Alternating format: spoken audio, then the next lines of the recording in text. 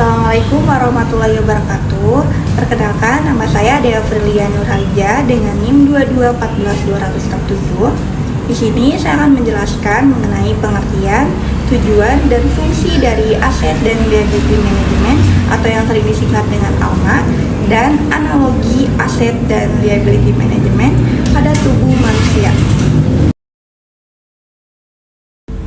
Pengertian yang pertama ada pengertian aset dan liability management atau ALMA, yaitu merupakan serangkaian aktivitas pengelolaan kekayaan atau aktiva yang diperoleh dari sumber dana yang dihimpun dan mengalokasikannya dana tersebut dalam bentuk pemberian pembiayaan serta penempatan secara produktif, selektif, dan aman.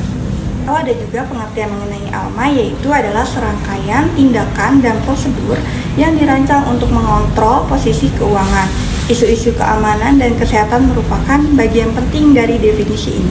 Aset dan liability management juga merupakan salah satu fungsi manajemen risiko keuangan dalam sebuah bank yang mencakup perkiraan-perkiraan dari seluruh dimensi, yaitu yang pertama ada pemberian harga produk, kedua maturity komponen aktiva dan fasilitas tertentu, ketiga kebijakan bank, keempat proyeksi modal, kelima profitabilitas, keenam yang terakhir yaitu menganalisis dampak perubahan lingkungan bank yang tidak diharapkan dari perubahan suku bunga, pertumbuhan ekonomi, bencana alam, dan perkembangan tingkat persaingan.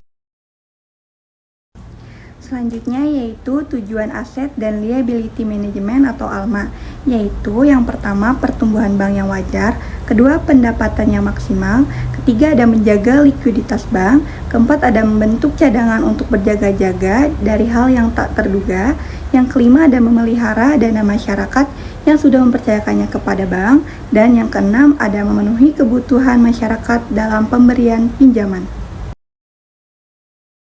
Selanjutnya yaitu fungsi aset dan liability management atau ALMA, yaitu yang pertama ada manajemen likuiditas. Jadi manajemen likuiditas itu dalam ALMA berfokus pada kemampuan lembaga keuangan terutama bank untuk memenuhi kewajiban jangka pendeknya. Yang kedua ada gap management. Gap management adalah pengelolaan selisih antara aset dan liabilitas yang sensitif terhadap perubahan suku bunga. Yang ketiga ada manajemen investasi dan pendapatan. Fungsi ini berfokus pada optimalisasi portofolio investasi lembaga keuangan untuk memaksimalkan pendapatan dengan tetap memperhatikan risiko. Yang keempat ada manajemen valuta asing.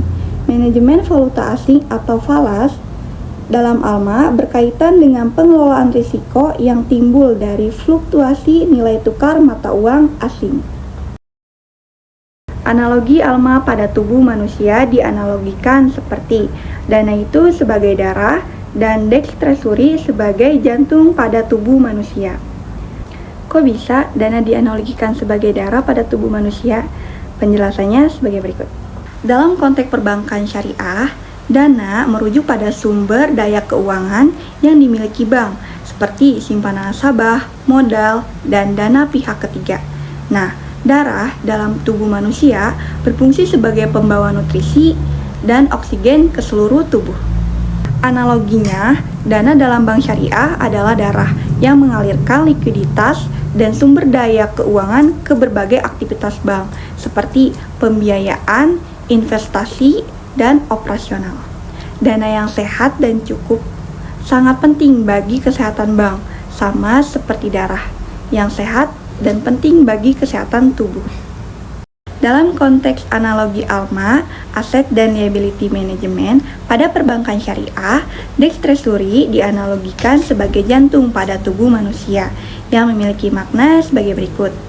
Dextrosuri adalah unit atau departemen di bank yang bertanggung jawab atas pengelolaan aset dan liabilitas. Mereka mengatur aliran dana, mengelola risiko likuiditas, dan memastikan keseimbangan antara aset dan liabilitas bank. Sama seperti jantung yang memompa dan mengatur aliran darah ke seluruh tubuh manusia, dextrosuri mengatur dan mengendalikan aliran dana di dalam bank.